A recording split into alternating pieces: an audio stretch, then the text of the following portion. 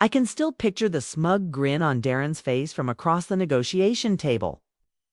That smile I once thought was charming now looked smug and cold as he leaned back in his sleek leather chair. Sophia doesn't get anything beyond what's listed in the contract, he said, as if he'd already won. The home is mine, the savings are mine.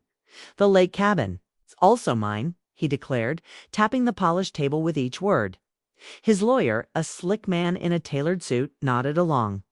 With practiced sympathy, my lawyer, Leah, sat beside me, completely calm, her face revealing nothing. "And what does Sophia receive?" Leah asked, her voice smooth and steady.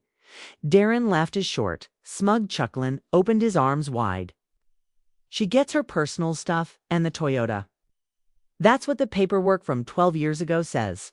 He leaned in, lowering his voice like sharing a secret. "Next time, read the small print, sweetheart." The way he said it hit like a punch. Leah quietly placed a reassuring hand on my arm under the table. 12 years. I'd spent 12 full years supporting his work, hosting business, dinners, painting, and fixing up properties, editing his slides. I thought we were building a life together. Now he was throwing me away with nothing but the clothes in my closet and a used car. "We need a moment," Leah said, collecting her documents. The mediator gestured us toward a side room. As soon as the door shut, I sank into a chair. "He's right, isn't he?" I asked quietly. I signed it. I was 24, foolish and in love. Leah didn't answer right away. She calmly opened her folder and took out a copy of the contract I remembered too well, the one I signed the week before the wedding. Back then, Darren was a rising trader and I was a college student completely swept up in his world. "Sophia," Leah said clearly, "you told me you didn't have a copy of the prenup, that Darren kept the only one." I nodded, feeling embarrassed. "He told me it was in our joint deposit box. I never checked." "And you never looked at it again in all these years?" I shook my head. "He always said it was just formal stuff, that everything would be ours together." I gave a short, bitter laugh. I was so stupid. "No," Leah said as she turned to a certain page and pointed. "He was the careless one. You never read this?" I looked at her, confused. And then down at the section she indicated. Section 18C. If the marriage lasts beyond 10 years, I read slowly, my voice growing stronger. "This contract becomes void, and all shared assets must be divided fairly under state law, regardless of ownership or source of funds." I looked up, heart racing. "What does this mean?" Leah gave a small, steady smile. "It means that agreement expired 2 years ago. Everything your home, the investment accounts, the vacation cabin, even his company's shares can be split." But lawyer wrote this. Asterisk, asterisk, that lawyer was replaced 8 years ago. Okay? And the firm who drafted it, Fairstone Legal, always included clauses like this in their standard contracts. My eyes widened. "Darren doesn't know this, does he?" "Clearly not," Leah replied, eyes sharp. "Now the real question is, do we tell him now or let him keep thinking he has it all figured out?" My thoughts spun. 3 months ago, Darren had dropped the divorce news over a random weeknight dinner, like he was asking for extra bread. Later, I'd found out he'd been planning his exit for nearly a year, moving money, setting up new accounts, keeping notes of small fights to use as irreconcilable differences. He was so sure of himself, so precise. He even started keeping his pricey watches and cufflinks at work, so I couldn't lay claim to them. Not yet. I said, a strange sense of calm washing over me. "Let's see how far he goes, thinking I've got no options." Leah looked at me quietly for a moment and then nodded. "It's a bold move. If he feels too confident, he might move money out of reach." I took a deep breath. His pride has always been his weakness. He won't see this coming. He won't try to move his assets because he doesn't think he needs to. He's convinced the prenup protects everything. As we stepped back into the negotiation room, I felt lighter than I had in months. Darren still had that irritating smirk glued to his phone screen, barely noticing we'd come back in. His lawyer leaned toward him and whispered something. Darren let out a soft chuckle. "Changed your mind, counselor?" the mediator asked. "The plan Mr. Conway suggests isn't fair," Leah said firmly. "My client played a major role in the marriage and everything that came from it." Darren gave an exaggerated sigh. "This is useless. The contract is clear." I caught Leah's eye. She gave me the slightest nod.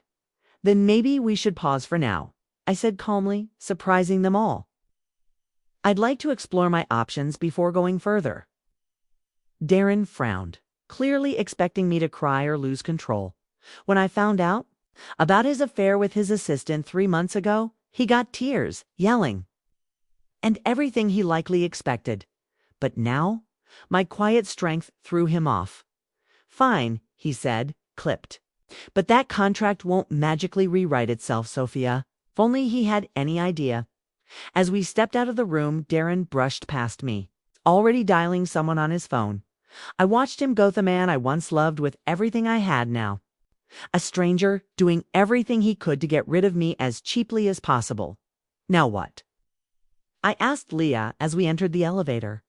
"Now," she said with calm purpose, "we prepare for battle while he thinks he's already won." For the first time since Darren asked for a divorce, I felt something besides pain.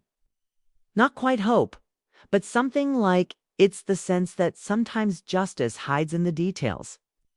And sometimes it hides on page 7. The next morning, I stood in the kitchen of the house Darren now referred to as his, running my fingers across the marble counter I'd chosen during the renovation 3 years ago. The swirls in the stone had reminded me of waves, something calming, like the beaches I'd grown up near. Darren had grumbled about the cost at the time, but changed his mind when one of his coworkers complimented it during a dinner party. My coffee sat untouched, now cold, as my mind wandered through a dozen memories. 12 years. 12 years wrapped up in this home. The winter we had a broken pipe that flooded the whole basement. The evenings I played hostess to his business friends while he worked the deals. That one terrible night I found him with his head in his hands. After a major lawsuit, I stayed up until morning helping him rewrite his pitch for the board. "You're still here?" came Darren's voice, snapping me out of it. He stood in the doorway in running gear, AirPods in hand, looking annoyed.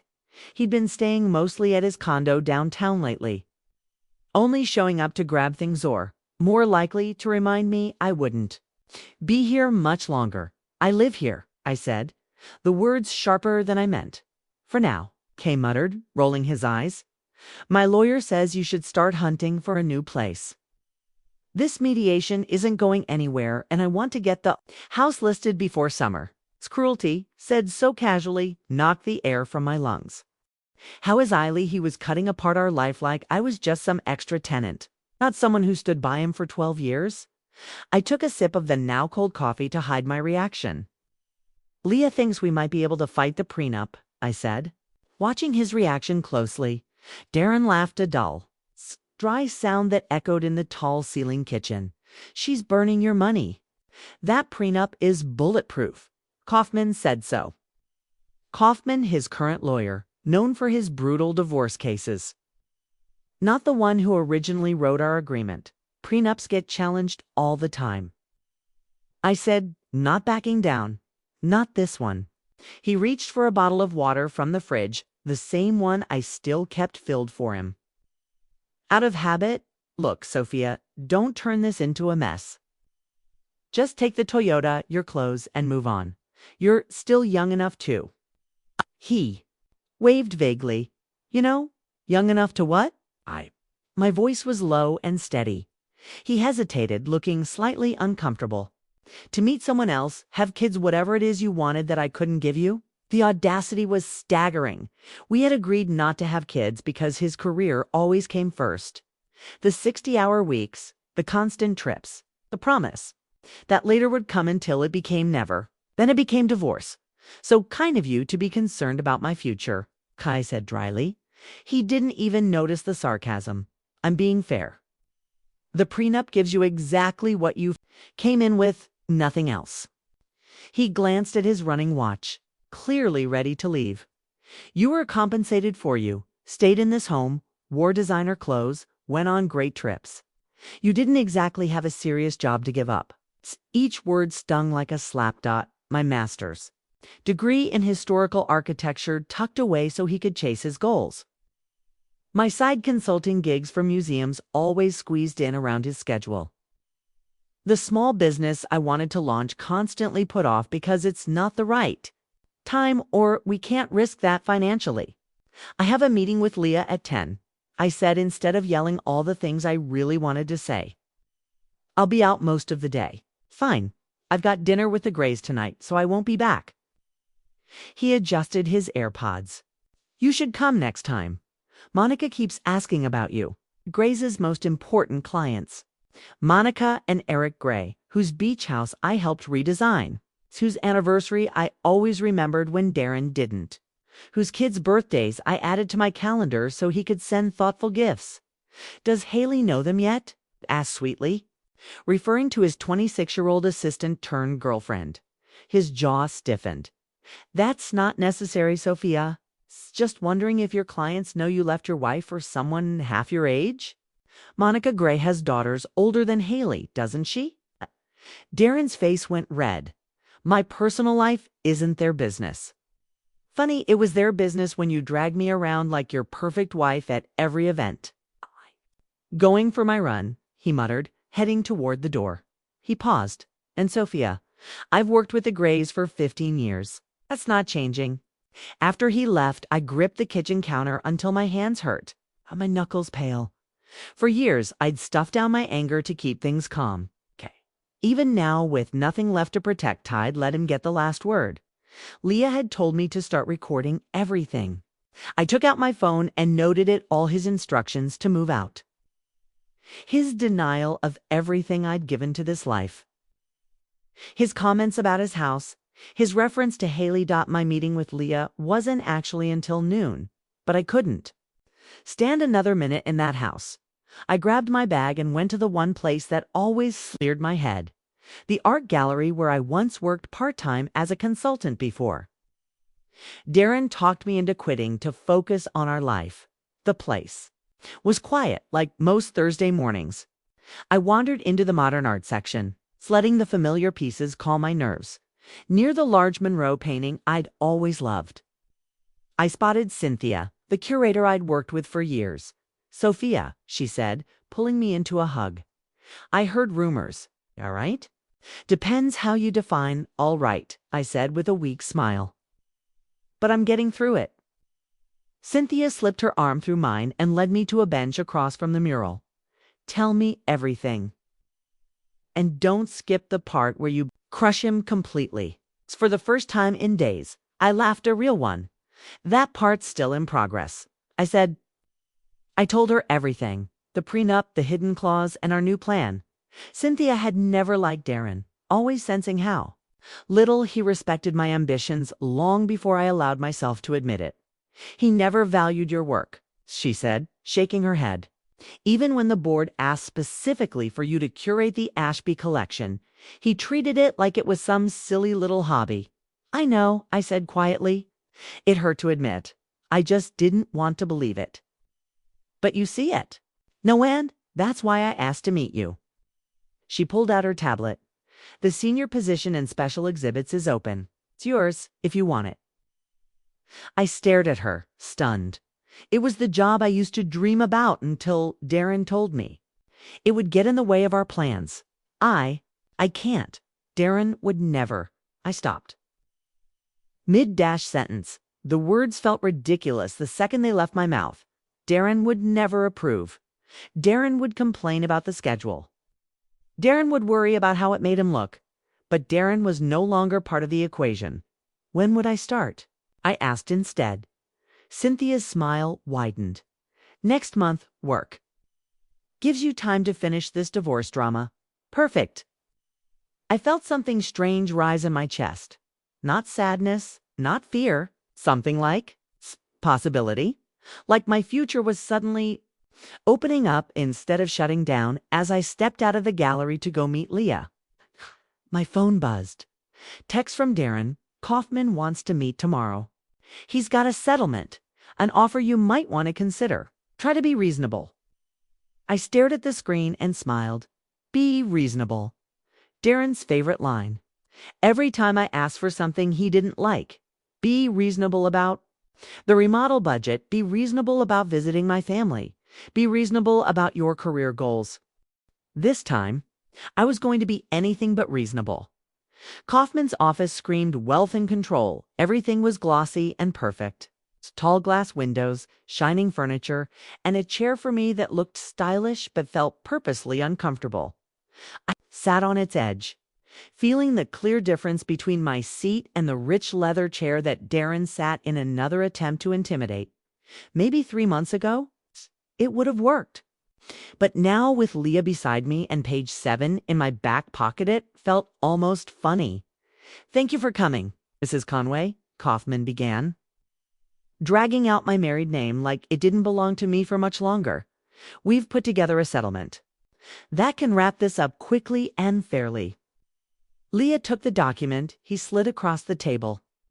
She glanced through it and handed it to me. I read it slowly, keeping my face calm despite the awful terms staring up at me. The Toyota, my clothes, and personal things, a one-time gift of $50,000. That amount was a joke. Darren spent more than that on rare whiskey every year. And they wanted me to leave the house within 30 days.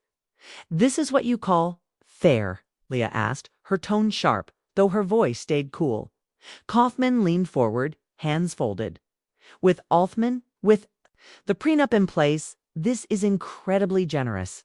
Mr. Conway isn't required to give anything beyond what's stated. I looked at Darren, who was now pretending to be bored, checking his nails like this was just another meeting where he expected to win. And if we don't agree, this is generous? I asked quietly. Darren's eyes met mine. For a second, there was annoyance in them. Then you're being difficult, Sophia. The agreement is clear. Not all prenups are as clear as they look, Leah said coolly. Or as solid. Kaufman gave a tight smile. This one was written by a top firm. I've looked at it closely. It's solid. I wondered if he really had read every word. If, like Darren, he assumed it had all the usual protections. The thought gave me courage. Tell me. Darren, I said, leaning forward, did you ever actually read the whole prenup? Every single page. His eyebrows drew together. Of course. I did. I'm not stupid recently, or back when we signed it 12 years ago. Darren shifted in his seat. He didn't like that. What does it matter? Legal contracts don't just change. Leah and I shared a quiet look. Some do, I said softly. Kaufman cleared his throat. This isn't relevant. The prenup is valid. Prenup, it controls how everything's split. The deal on the table is generous with that in mind. We'll need time to review it, Leah replied, gathering her things. We'll give an answer within 3 days. One day, Darren jumped in. Someone's interested in buying the house. I want this done. Of course he did. Darren always moved fast when it helped him and slow when it didn't. 3 days is standard courtesy, Leah pushed back. Unless there's a reason you're in a hurry. The question hung in the air like bait.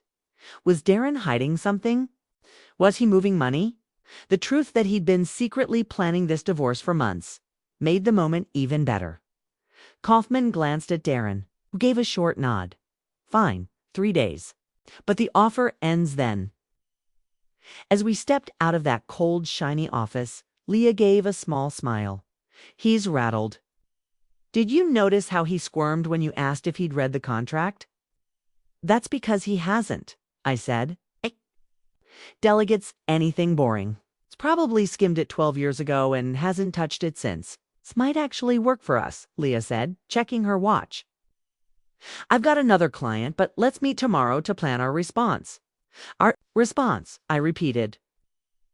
Aren't we just going to use the sunset clause? Her eyes narrowed thoughtfully. Not right away. Let's first see what he's willing to offer if he thinks you're building a case on other issues. Make him sweat a bit. I thought about her approach as I drove back. No, not back home. Just back to the house now. That difference mattered. For 12 years, I poured myself into turning that place into our home. Now, Darren had turned it back into just another asset on his spreadsheet. When I pulled into the driveway, an unfamiliar car caught my Aja shiny convertible with its top down. Even though the spring air was chilly, my stomach sank. I already knew who it belonged to. Sure enough, as I stepped inside, I heard a woman laughing from the kitchen. My kitchen followed by Darren's deep voice. I stopped in my tracks. A wave of nausea hit me. He brought her here. Into our house. While I still lived here, I thought about turning around and avoiding the whole thing. But something inside me stopped me. I had every right to be there. It was still my legal residence. I wasn't going to sneak around like an unwanted guest. I walked toward the kitchen, each step echoing on the hardwood floors I had picked out. The laughter stopped instantly as I appeared in the doorway. Darren was standing at the island, holding a glass of my favorite wine. Sitting on one of the bar stools was a young woman I recognized from work, Events Haley's assistant. Her hair was loose and shiny, makeup flawless, her outfit casual but clearly expensive. She looked like a college student playing grown-up. Sophia, Darren said, surprise and irritation mixed in his voice. Didn't think you'd be here? Clearly, I replied calmly, even though my chest was tight. Hi, Haley, I believe we've met. At the holiday party, you were helping with coats, right? She blushed, her eyes darting to Darren. Yes. Hello, Ms. Bennett, actually. I cut in, using my maiden name. The confidence in my tone surprised even me. But I understand the mix-up. Darren's jaw tightened. We were just heading out. Haley needed to grab something. From my office. I glanced at the wine and snacks my serving board, my stemware.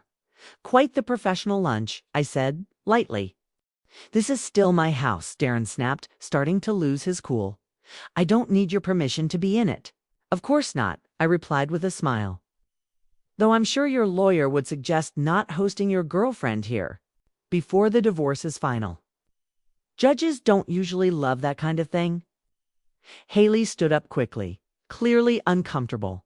Maybe I should come back later, Darren. No, he said, setting his shoulders.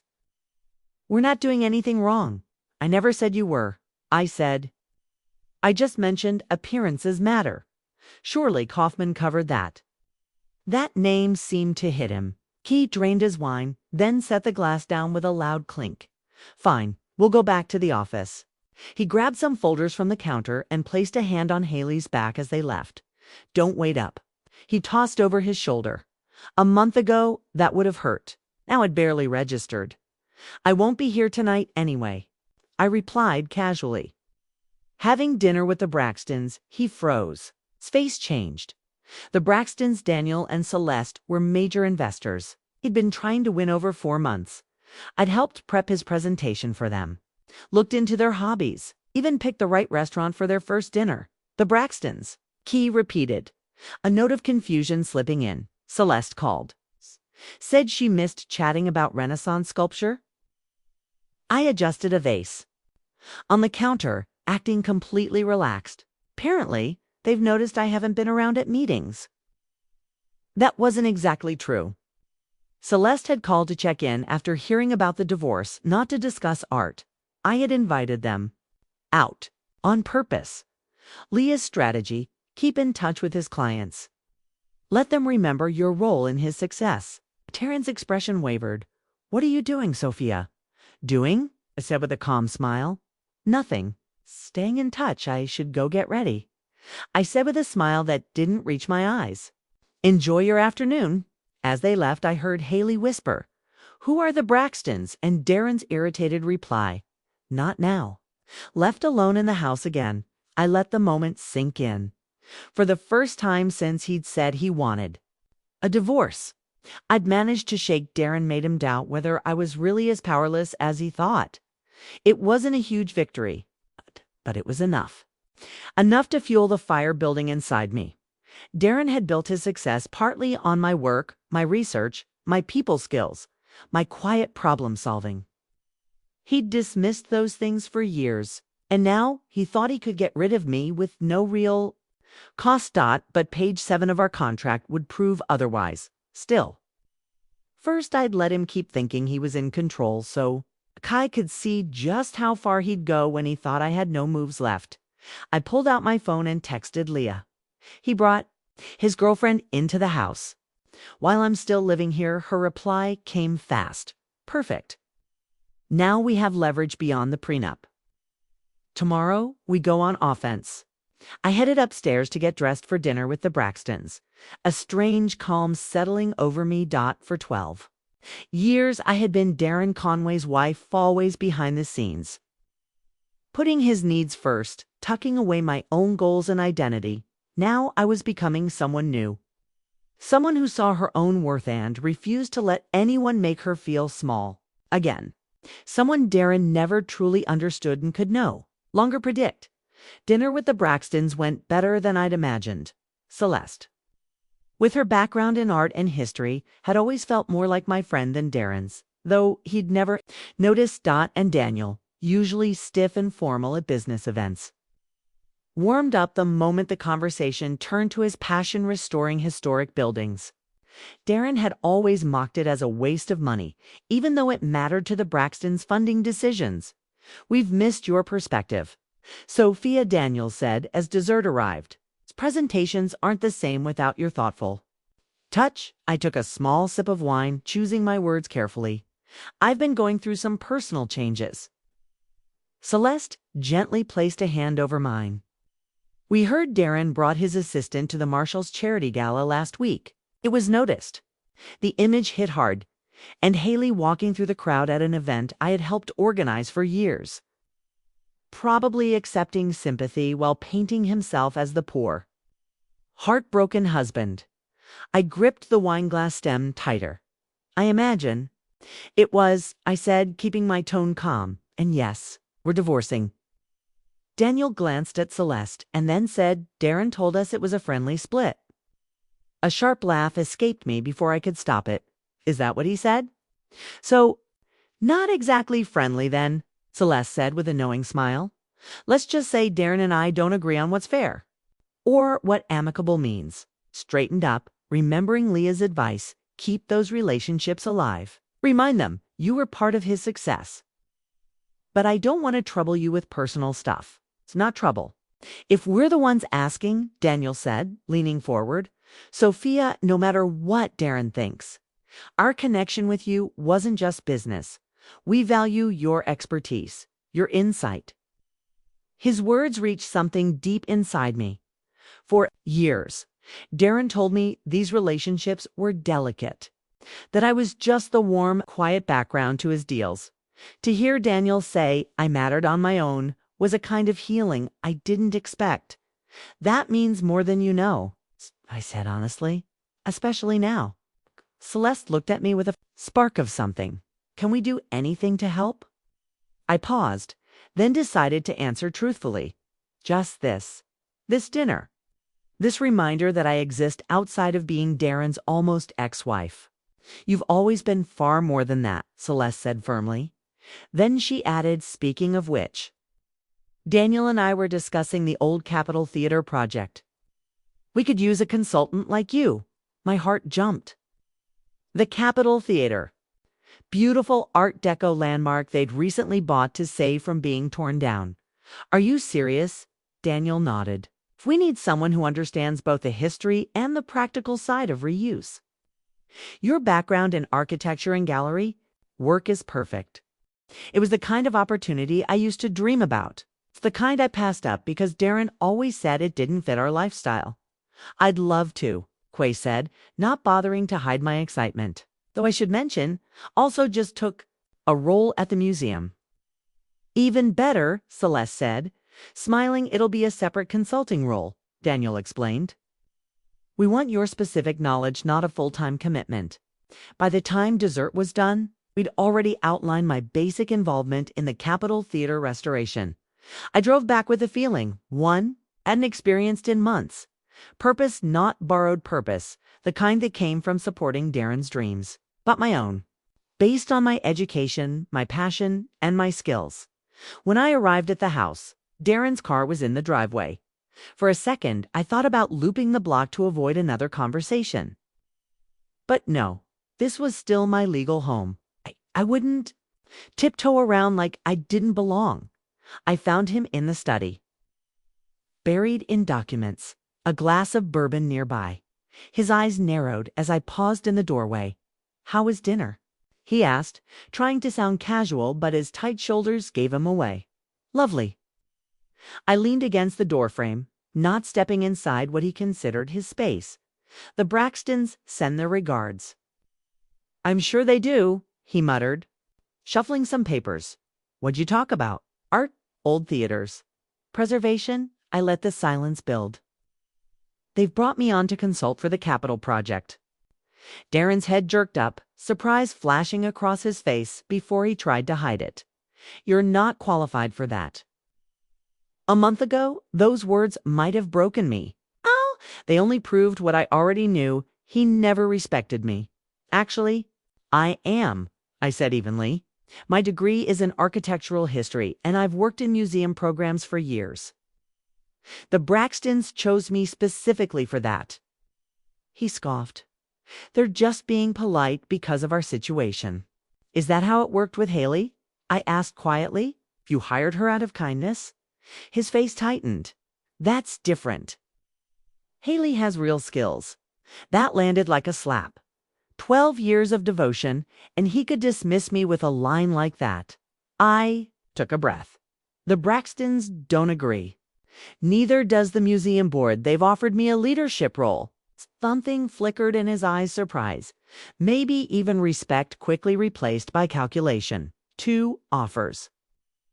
During our divorce talks, interesting timing. "Really? These are roles I could have accepted long ago. I hadn't focused so much on your career." Darren sighed like I was being dramatic, slipping into that old patronizing tone. "Sophia, be reasonable. You helped plan a few dinners and chatted with some client spouses. That's not building a business from the ground up like I did." Anger that surged was sharp and focused. Every late night I spent fixing his reports. Every contact I researched so he could seal deals. Every property I found, redesigned, and helped raise in value. Every time he took the credit. "Is that what you tell yourself?" I asked quietly. "That I brought nothing to your success?" He shifted. "I'm not saying that.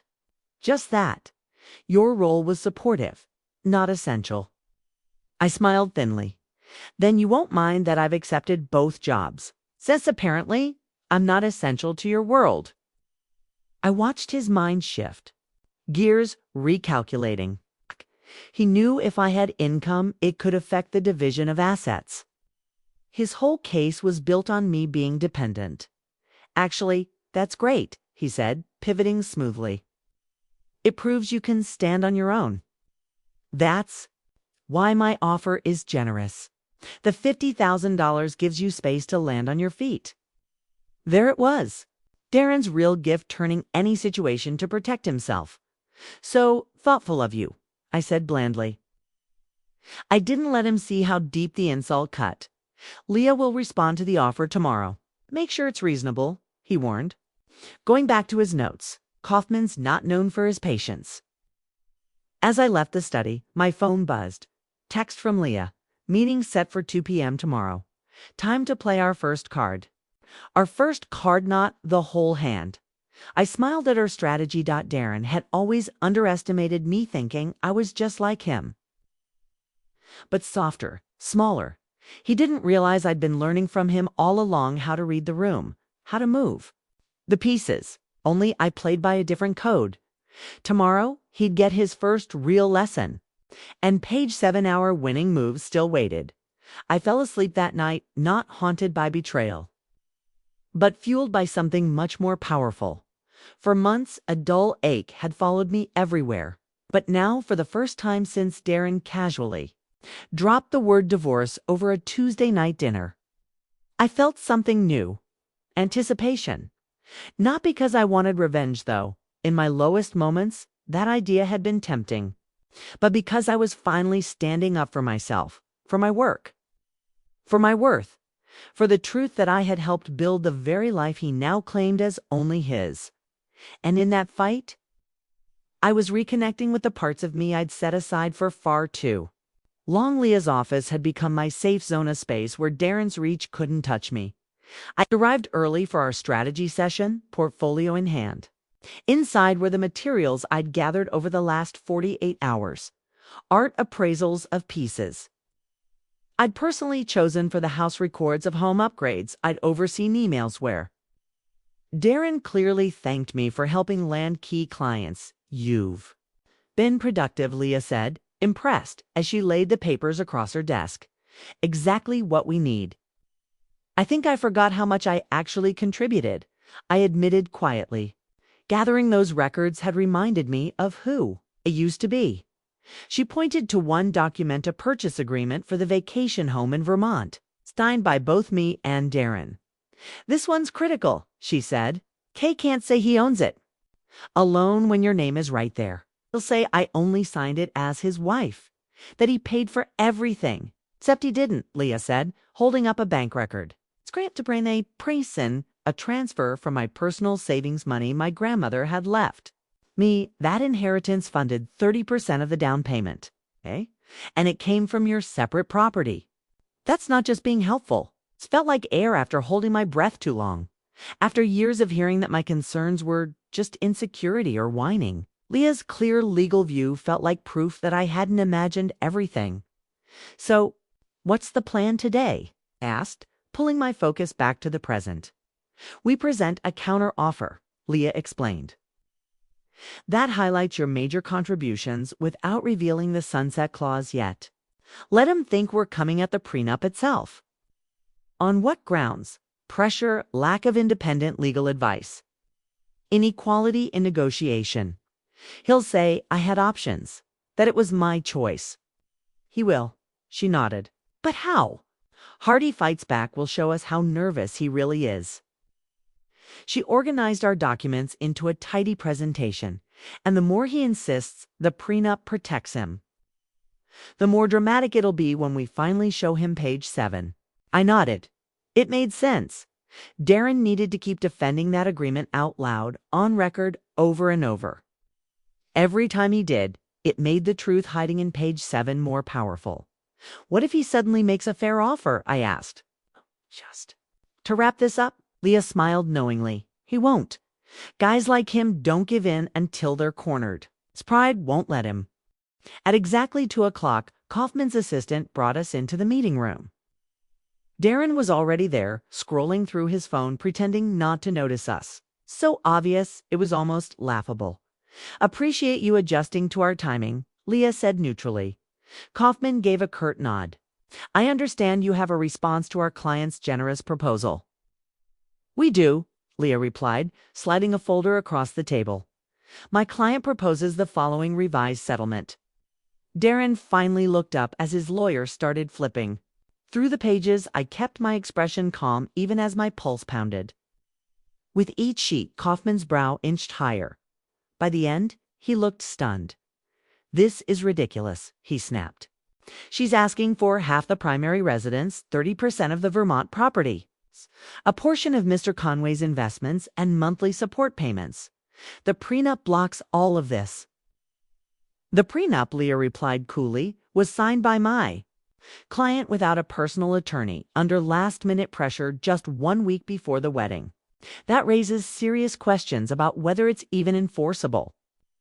Darren leaned forward, visibly annoyed now. "Sophia had every chance to review it. She chose not to. 'Cause you told me it didn't matter," I said, my voice calm. "And even you said it was just paperwork." Despite the nerves bubbling in my stomach, I stayed focused. Back when Darren handed me that prenup, he said it was just a standard precaution, something we'd never actually need because everything we built would be shared. Everything we built would be ours. "That's not," he started to say, then caught himself, glancing quickly at Kaufman. "That's not important. She signed it. End of story." Leah opened her folder slowly. every movement calm and measured. "Let's put the circumstances of the signing aside for now," she said, "and focus on what my client contributed to both the marriage and Mr. Conway's professional success."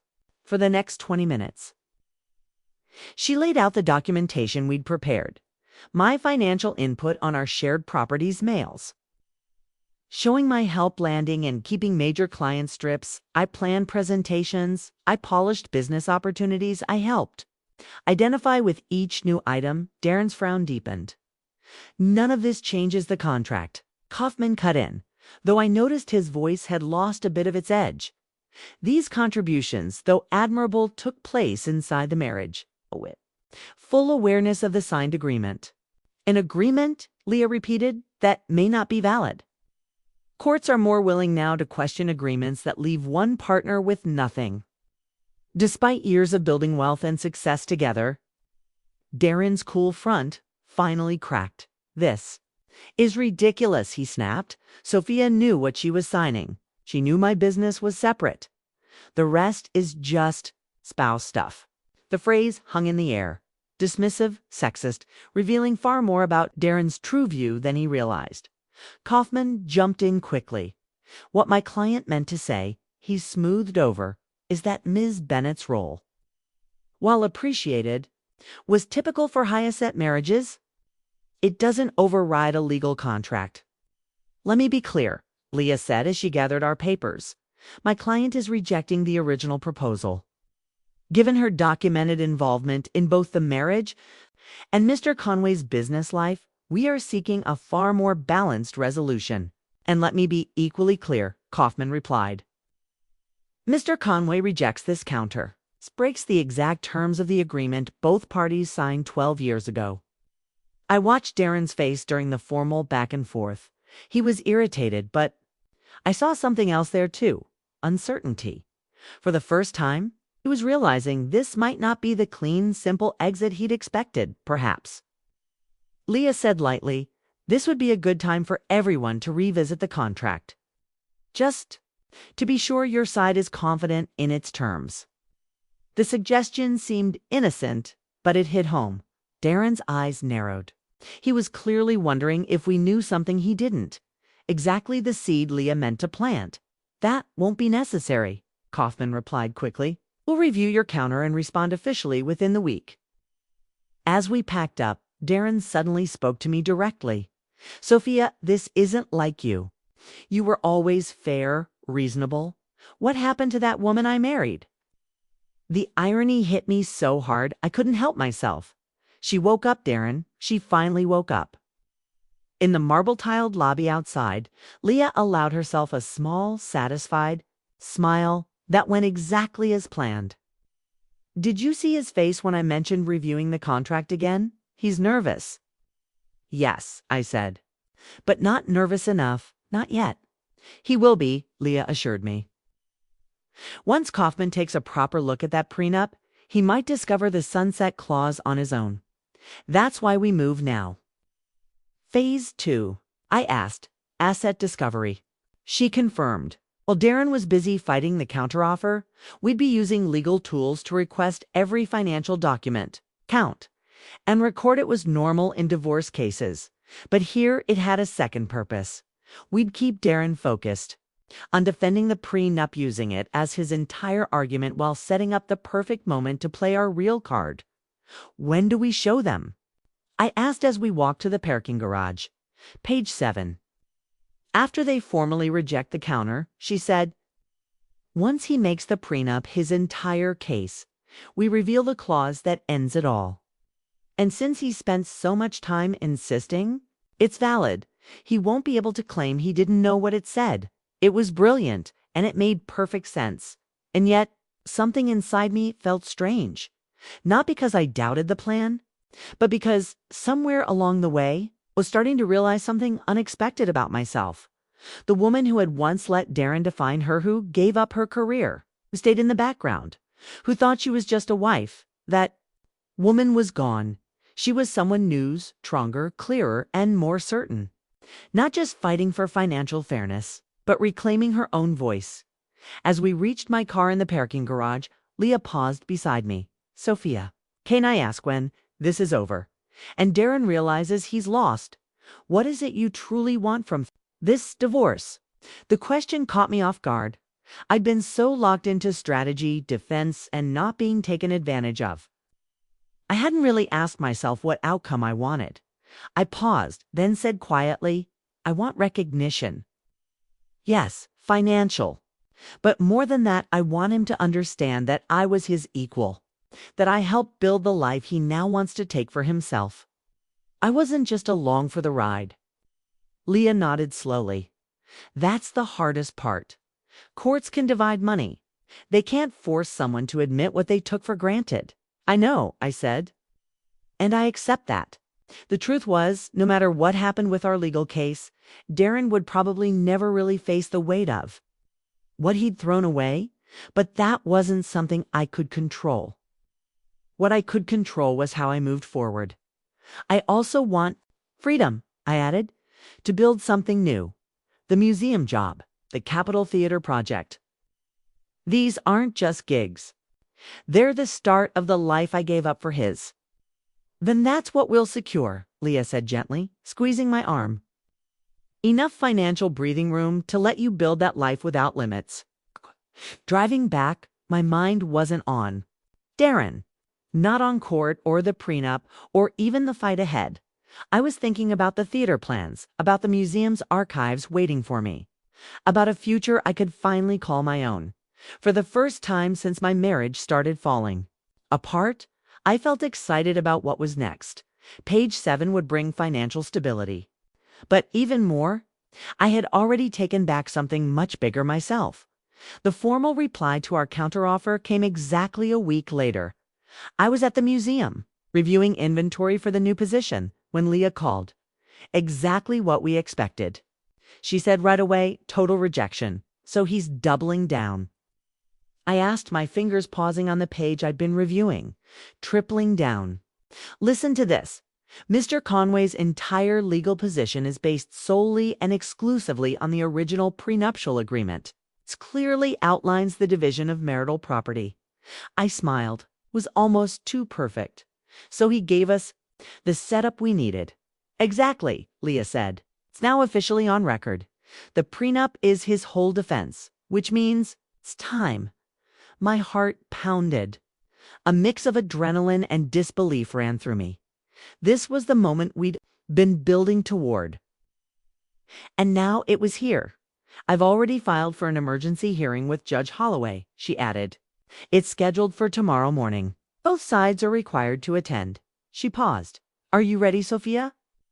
Once we show our hand, there's no walking it back. Was I ready? I looked around the museum archive room, quiet, organized, and entirely separate from my old life. I thought of the Capitol Theater project already underway, the apartment I'd leased, the one Darren didn't know about. He still believed I had nowhere else to go. I took a breath. I'm ready, I said. More than ready. That evening, I packed up the last of my personal things at the house.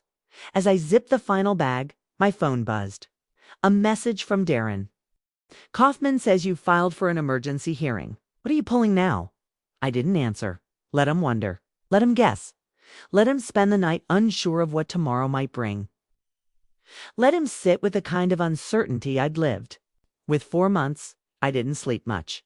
Instead, I imagined the moment Judge Holloway Famesse, for her no-nonsense attitude, opened the file and read page 7 out loud. Would Darren be angry? Embarrassed? Would he try to pretend he'd known all along? Or would he just once admit that this time he'd been outmaneuvered? By sunrise, I was already dressed. I wore the navy blue suit I'd bought for my museum interview. One of the designer dresses Darren used to select for me, like I was part of a polished image. No. Today, I chose for myself. Leah had prepared me for this moment. No matter how Darren reacts, stay calm. The judge will be watching everything. Emotional control counts. The courtroom was smaller than I'd pictured. More personal. Less intimidating. But the tension inside was sharp. Darren and Kaufman were already seated when we walked in. His eyes found mine curious, slightly unsettled. Even through his stiff posture, I could see it. He was nervous. Judge Holloway, her silver gray hair pinned neatly and her sharp gaze taking in every detail, called the hearing to order with quiet authority. "This is an emergency hearing in the Conway divorce matter," she said, scanning the file. "Ms. Lockwood, since your side filed the motion, please begin." Leah stood, calm and deliberate.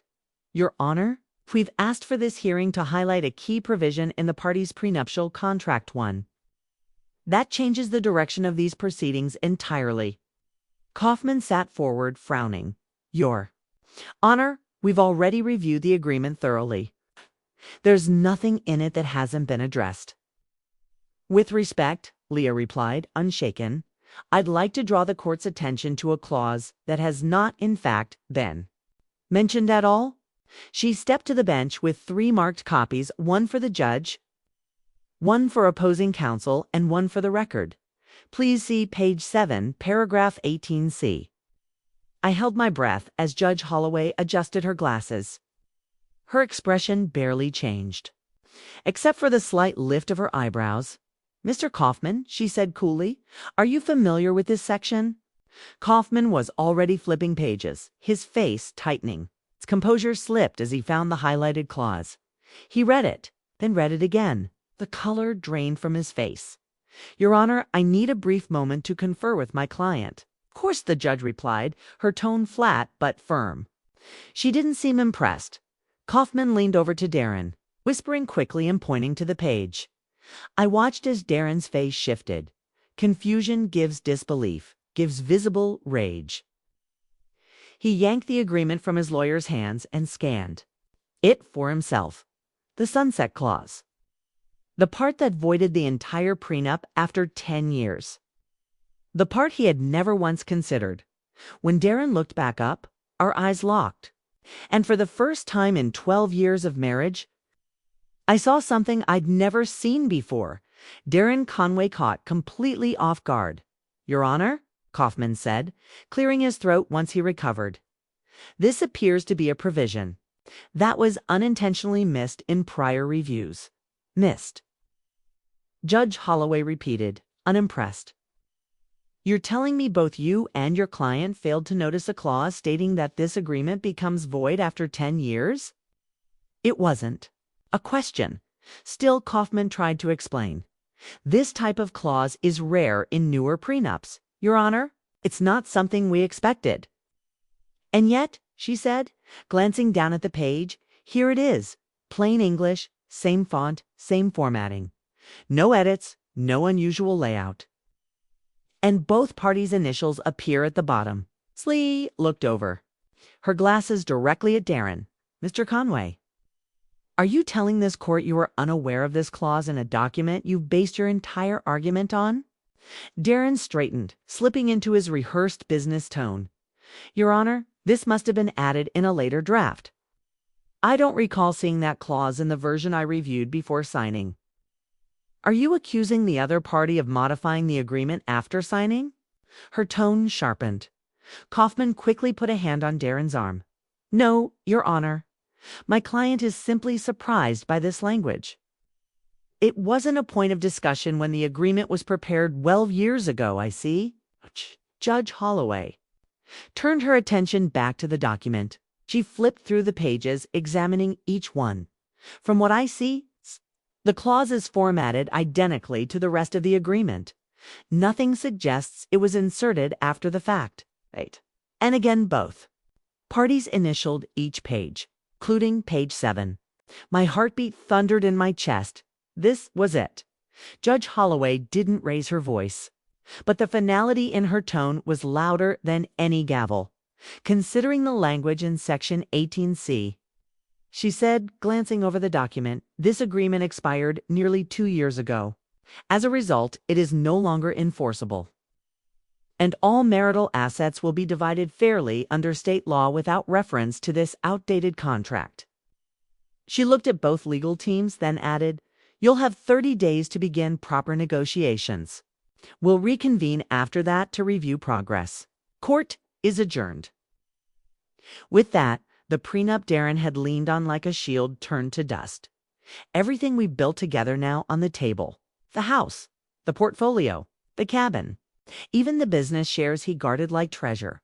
He sat frozen as Kaufman silently packed up their case files, his face stiff with rage and disbelief. Then, finally, he looked at me. His voice was low, but filled with resentment. "You planned."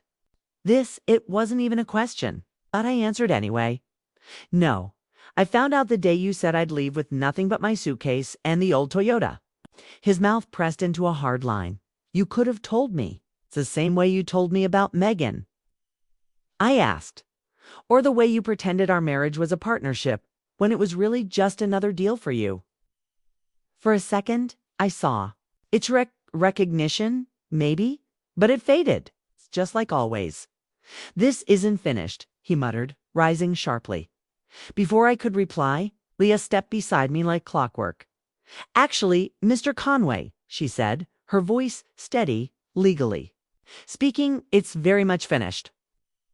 The contract you depended on no longer applies. And from this point forward, everything will be reviewed under equal terms." He didn't argue, just turned and left. As the courtroom emptied, Leah smiled faintly. "Congratulations. You just won phase 1. What's phase 2? I asked, suddenly drained. "Negotiating the settlement now from strength. But not today. Today, you breathe." Outside the courthouse, the spring breeze lifted my hair as I stepped into the sun. I took a slow breath. Not because everything was over, but because I was no longer losing. Darren would fight. That was who he was. But this time, it would be a fair fight. My phone buzzed. A message from Margot at the museum. "How'd it go?" I smiled. Claus was real. He never saw it coming. The reply came back fast. "Celebration dinner tonight, 7 p.m. Everyone's excited to toast our new director." The warmth in that message settled deep. 3 months ago, I was blindsided by a breakup served with dinner. Now I had a new job, colleagues who respected me, and a future I'd started building on my own as I slipped my phone back into my bag. I noticed Darren by his car, staring across the lot. Old me would have looked away, trying not to make things worse. Today I looked back, steady and unshaken. He used to shape my expressions, my silence, my smile. But not anymore. After a pause, he got in and drove off without a word. I stayed still, present. He had thought I would leave this marriage with nothing. But I didn't. I walked away with everything I had forgotten to claim my voice, my value, and my future. The story he tried to control had a different ending. I didn't just walk away. I came back to life.